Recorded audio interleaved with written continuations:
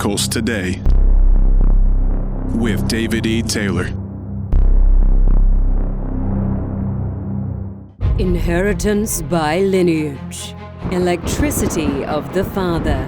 In a divine visitation from Jesus in heaven, David E. Taylor received this revelation on how to operate in the ancient powers of our forefathers. This is a special series concerning David E. Taylor's trip to heaven and what Jesus told him face to face concerning your destiny. Today he presents to you part 4 of Inheritance by Lineage. Electricity of the Father.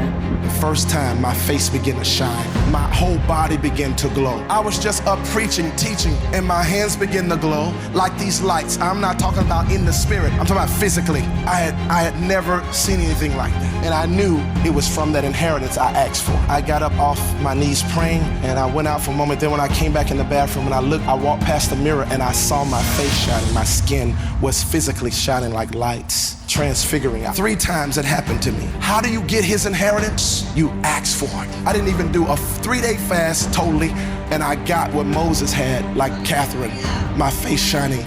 It was an inheritance. If your fathers have paid for it, you don't have to pay for it. Then listen to this. In 1992, it didn't stop there. God comes to me in a dream. I'm about to let you go. God comes to me in a dream, and he makes me time travel to the past to one of Kathryn Kuhlman's service. I time traveled to the past, and all of a sudden, I'm in this massive arena up in the nosebleed section.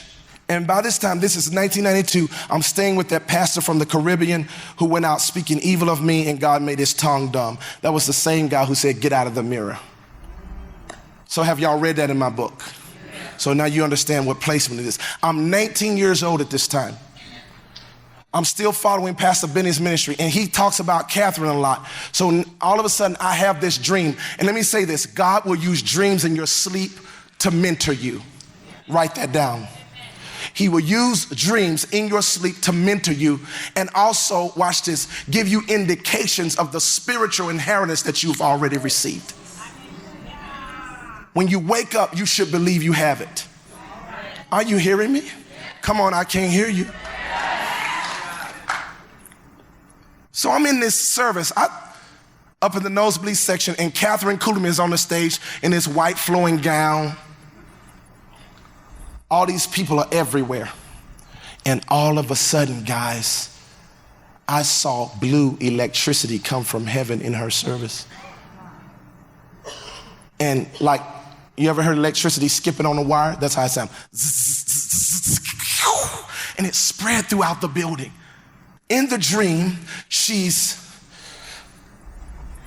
in the dream, the whole arena, we all make a response when we see this blue electricity. We're like, ooh. In the dream, the whole arena said it. And there was this man in a wheelchair strapped down to 3 belts. I saw this, and his wheelchair started moving back and forth when the electricity came in the building. And all the eyes, we were all on him. And all of a sudden, without Kathryn touching him or anything, she's just standing on the stage, the glory of God is there, those metal belts pop off him, he untwists, they pop off of him, pew, pew, pew. 3, he busts and jump out of the wheelchair untwisted. That was power. I'm in this dream seeing this glory on this lady. She didn't touch nobody, they just get healed. And all of a sudden at the end of the dream, a finger comes in God's hand. I knew it was God's hand, it was his finger. He wrote it in cursive, "This is your day to do what she did."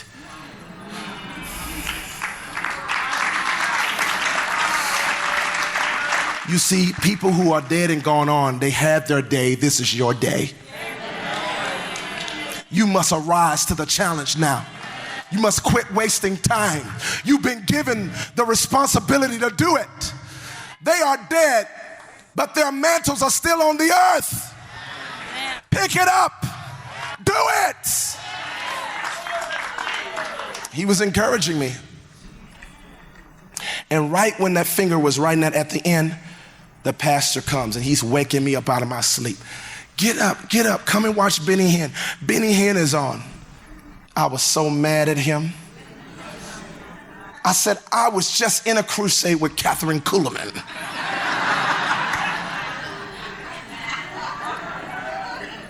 I said, why are you messing with me?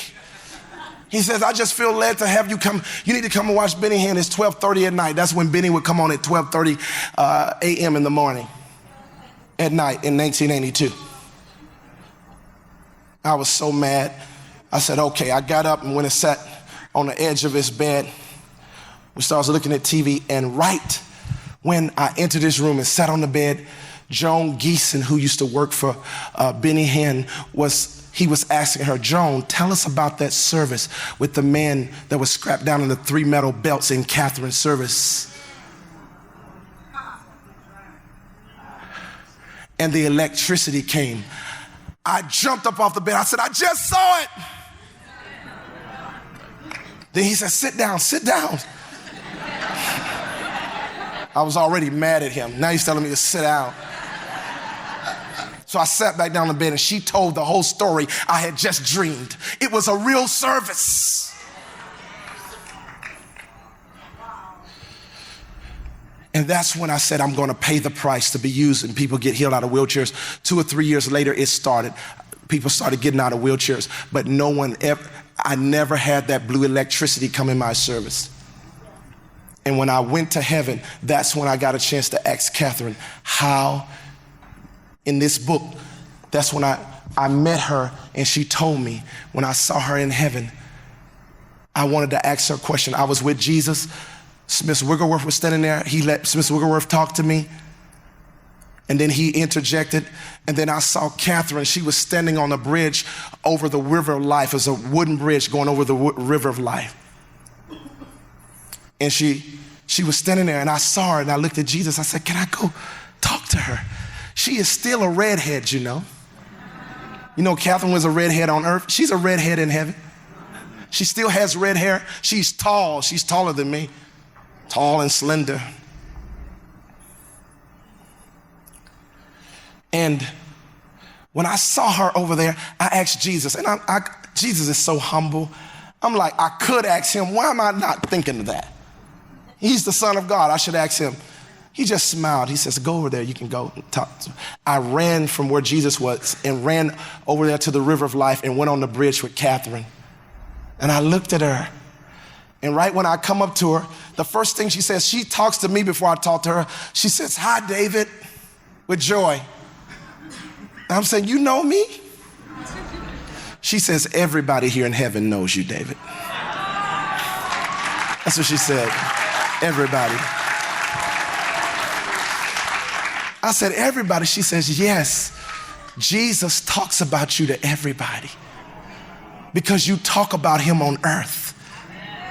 You love Jesus. You spread his name. He confessed you before everybody, even the angels. All of us know you here. I started crying. I was so touched by that. And then I looked at her. I said, I've always wanted to ask you a question. I've always wanted to know something. I said, you know the dream that God gave me about your service where the blue electricity came out of heaven? She says, yes, I know the Lord showed you that. I said, you know, I learned how to pay the price to see the miracles happen. I said, but to have God work with me where there's sovereignty, where there's nobody laying hands, I'm not laying hands, and his power from the throne come in the service and just start healing people like that, invisibly seen by people. I said, how do I get that? And then her eyes changed. She looked firm at me. She says, number one. And I got like, okay. I thought she was about to tell me a revelation. How do I get this blue electricity coming from God's throne in my services like she did? She says, number one, don't ever quit preaching the word. And I was like, okay, I know that. But you see, we really don't know that. Because the Bible says signs and wonders follow the word. Don't ever quit preaching the word. That's what she said to me. She says, number 2, do not desecrate. Don't ever desecrate. I never understood what that meant during that time. But it talks about a grave site. When you talk about the word desecration, when I got back, you always talk about desecrating a grave, a sacred grave. Kathryn talked about paying the price and dying to self. She's talking about how she was buried spiritually. Basically, what she was talking about is that once you're dead, don't desecrate the grave, don't dig it up. Are y'all hearing me here? That's why Paul said, I die daily. Die daily, stay dead. She was talking about reverence. That's why many ministers can't have this kind of power, because they're too casual in the service. They ain't serious. This is a serious glory. That's why I'm on my staff. Get this done, don't do this. Some people say, oh, he's mean. No, I'm serious. I don't want nothing to interrupt the glory of the anointing. The way of the Lord must be prepared. Are y'all hearing me? And I learned that the blue electricity started coming in my services. I preached this in Washington State, in Spokane, in Carville, Washington, and in Seattle. And a beautiful couple, a Caucasian couple, came up to me like a mother and a father to me today. They are.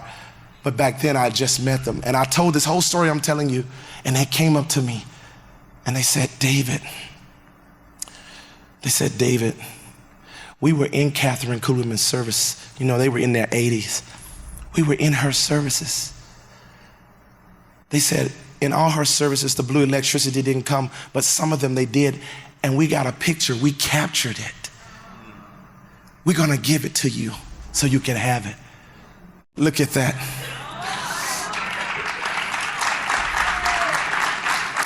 That was caught on film. You could tell years ago in her service.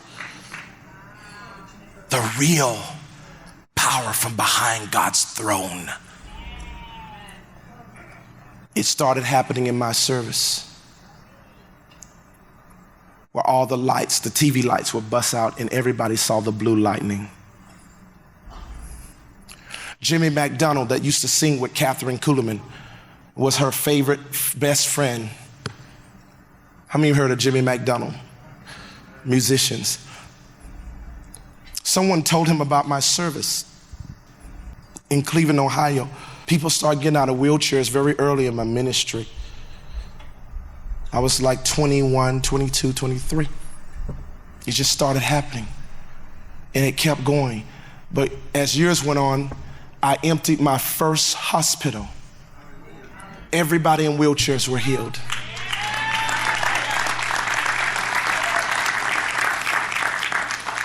In 2003, in Cleveland, Ohio, the first hospital that was empty in my ministry. Jimmy McDonald was invited to my service. He's Benny Hinn's spiritual father. He's like a father because he worked with Kathryn, and Benny Hinn sees him as a father. He came to my service, that Cleveland service where all them wheelchairs was across the stage and where I had emptied the whole hospital before the service even started. And he was just crying all the way through the service. After the service, of course, I tell him, Jimmy, I want you to sing. I can't believe you're here. There was about 3,000 people there. I said, you know, a mutual friend had invited him, said, you gotta check out David Taylor. He's the next one coming up in America with the healing ministry. And so he came. He sat through my service and cried. This is a man who worked in all of Kathryn's services. Sang for Benny, and Benny honors him as a father. And this is when Benny was packing out all the massive arenas in America. You couldn't get people. It's 20,000 people waiting outside to get in the next service at his arenas in his heyday here in America. Jimmy McDonald was saying, just crying through my service. And I thought in my mind while I was on stage seeing him cry, I didn't think he was crying from the presence of God. I said, maybe I'm doing something wrong. At the end of the service, he come back and we talk, and I say, Jimmy, I can't believe you're here. And I start saying, I want you to sing tomorrow night if you stay here. And I said, why were you crying? I saw you crying. And he still had tears in his eyes. And all my staff was around. We were all happy he was here. He says, I want to talk to you alone. Put everybody out for a moment. So I did. I had all my stuff go out. He sat down with me. He says, I'm going to tell you why I'm crying. He says, David, after those big arena crusades, Pastor Benny comes to me after those services to my hotel. And he sits on the floor in front of me while I sit in a chair on my bed, and he cries. And he says, Jimmy, you work with Kathryn Kuhlman. He says, I know God is using me powerful, but I still don't have that thing Kathryn had. It's something I'm missing. He says, can you tell me how to get it? Tell me how to get it. That presence she had in her service, that was amazing. And he said to me, he says, David, I honestly can't tell him. I don't know how she got it. But he asked me every other night after these big crusades, after God finished using him, he's crying, sitting on the floor, asking me, how do I get it? He says, I can't tell him. And he looked at me and he started crying again. He says, for the first time in years, what he's asking for, what Kathryn had, and I work with her, David, I know. He says, as I sat in your service, I felt that glory that Kathryn used to have in her services. And then he looked at me, he says, how did you get that? What did you do? And then I said, Jimmy, sit down, let me tell you what happened. I said, I've been to heaven. He said, what? I said, I've been to heaven and I talked with Kathryn Kuhlman in heaven and she told me how to get it. He says, well, whatever that is, all I know, you got it. You see, the older group, they don't understand all these trips to heaven people are having in hell. Some of them are judging it because they never experienced it. But see, in the last hour, God is going to be giving us trips to heaven to talk to people who have gone on because they have taken keys with them that we need back here on earth.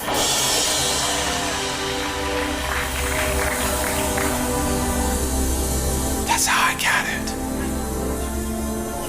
The inheritance can be yours. Are you hearing me here? And the thing is, I want y'all to just show, I'm gonna show just 5 minutes of this. A woman who used to work with John Geeson, who used to work with Kathryn Kuhlman, was a part of my ministry. And when she died, she says, I'm gonna leave you all my old Benny Hinn tapes, all Joyce Meyers, because she worked with Joyce when she was preaching out of her living room. So I have all the Joyce tapes that when she used to just write and draw Battlefield of the Mind with her hand. When she was that poor. When she first started her ministry. This lady started with Joyce and helped get her ministry off the ground. So she also worked with John Geeson. See, I'm gonna give you all my tapes. I started going through those tapes, just eating them up. And then I came across that clip in 1992 when that pastor woke me up and Benny Hinn was playing it. I always told people, but I could never prove that it happened. Some people thought you're just making it up. Well, when I went through her tape, she had that program where the electricity came in Kathryn's service. Boy, this is so exciting, isn't it? Oh, it's wonderful. You know, here you were, worked for Kathryn for 8 years, and now the Lord's rewarded you for all the years you put in there. I mean, there's nothing like it, is there? Nothing. I tell you, my wife, I told the people this morning, second service, we were watching the Chicago Crusade, and I'm sitting there crying, watching the power of God at work so greatly. And I looked at my wife, and she was so moved by what was going on. It was just really touching her. And she said, well, Benny, she said, what is my reward? for sharing you with the world. I said, that's your reward. And I pointed to Kim. I said, darling, she can walk again. She can move again. You know what Suzanne said? I like it. I like it. Tell the people about this incredible healing at Kathryn's service in St. Louis, in St. Louis. I guess it was many years ago. What year was that? Probably about 1975. It was one of the greatest miracles that of course, I wasn't there. I've seen many great miracles in our meetings, but this one I heard about, but wasn't there, but you were there. Go ahead, please. Anything you want to, you can tell them. Well, it was the most wonderful thing, but not any more wonderful or not any more different than it is here tonight. The power of God is here, just as it was in that great service. And we had a huge auditorium, probably 16,000. And the stage was set. Down on the ground floor was all of the wheelchairs and the stretchers, and you knew if God didn't heal those folks, that they would have probably died within days. There was cancer, there was multiple sclerosis, there was everything. And all the way up as far as your eye could see to the toppest balcony seat, every eye was fixed down on that floor. And there was a young man that came in, and he had long hair and bell-bottom trousers that were all jagged at the end. And he had a few other friends, and they kind of looked around, and then they went outside and they brought a man in a wheelchair in. And this man was strapped into the wheelchair. He had nylon straps around his chest. There were 3 of them, 1, 2, 3. And the guy had a cup strapped to his wrist. And when he'd want a drink, he would shake. He was very spastic, and he'd finally get it to his mouth, and he may have gotten 1 drink, if any, out of that cup. And the man could not move, you could tell, except for that one hand that had the cup on it. And right below was 2 levers, and the levers were to move that electric wheelchair. And this guy really caused a disturbance in the service. He kept moving that wheelchair back and forth, and he'd hit the person in front of him, and he'd hit the person behind him. And you could see that the man could not see himself. You could tell that just from the movements. And we walked up to the young men, and we asked what was wrong with him. And they said they really didn't know the full scope of the thing, that they had just picked him up, but they knew that Jesus could heal him. And so we went on, and the service started. And all of a sudden, there was a sound in that auditorium like we'd never heard before. I was standing on this side of the stage with Miss Kuhlman. My husband was on the other side, and there was an usher next to me. And there was a sound that charged through that air like electricity. Have you ever heard electricity bounce across a wire in an electrical storm? That's exactly what happened. It just shh all the way across, and we heard it. And Miss Kuhlman didn't allow one sound, not one sound was made. And she looked over at me, and she didn't say anything for a moment. And that sound came again, and it was even more charged. Shh, shh, we heard it, and it just made you almost crawl right out of your skin. And then we heard a sound even deeper than that. And it was like a groaning from the pits of your belly. And it went, ooh. And she said, what is that? Joan, go get that. Well, I grabbed the usher's hand next to me, and I ran all the way around the perimeter of that building. And we came in through the back doors. And when we got there, it was as though we were being drawn by huge magnets. And we were pulled right to the man in the wheelchair. And when we got within feet of this man, I would say 2 feet at the very most, We watched the power of God go through that man, and he came out of that wheelchair, and all those straps broke on him. They went pew, pew, and the guy busted out, and his lap blanket fell, and he had a catheter hanging down. It was full, and it was such a mess. And he was just walking, he was thrashing around and about, and it was a long distance from the back of that auditorium down to the front. And that wooing never did stop. It continued. And there was such a noise. And Miss Kuhlman couldn't stop it. It was the first and only time I'd ever seen that she couldn't stop or control what was happening. And she held on to the piano because she almost was slain by the power of God.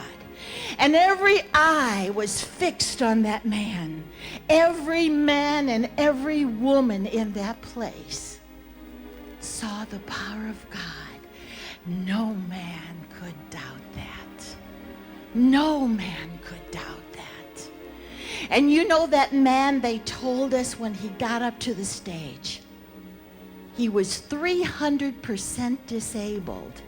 And that was proclaimed by the United States Air Force. He was a paratrooper, and he had parachuted from a plane, and it had caused such damage in his body that he had grand mal seizures as the result of epilepsy. Now he had developed multiple sclerosis, and he was legally blind in both eyes. The man laid on a pulsating mattress that moved his flesh back and forth, that it wouldn't die. The man was on oxygen. He weighed about 85 pounds. It was the most electrified service that I'd ever seen in my life. Miss Kuhlman said it was the greatest service that she ever had. I think any miracle is the greatest. Give the Lord a shout of praise. This tape, I saw the date. It was June 21, 1992. I said I was 19 years old then. I found the tape, guys. That's it. You hear her talk about the electricity? I'm telling you, it's real. That's how I got it. And then years later, God would take me farther than her and give me what Moses had. For she did not have God coming on earth like I have now. But this is how I started. I started on this level as a young man because I was hungry for the things of God. You say, what are you saying to me? I am telling you that the inheritance is yours. You can have it. Call them now to the 24/7 Supernatural Prayer Line, where miracles happen every day. Connect and follow David E. Taylor on Facebook, Twitter, Instagram, YouTube, and Livestream. For updated itinerary, events, and for more information, visit koggc.org.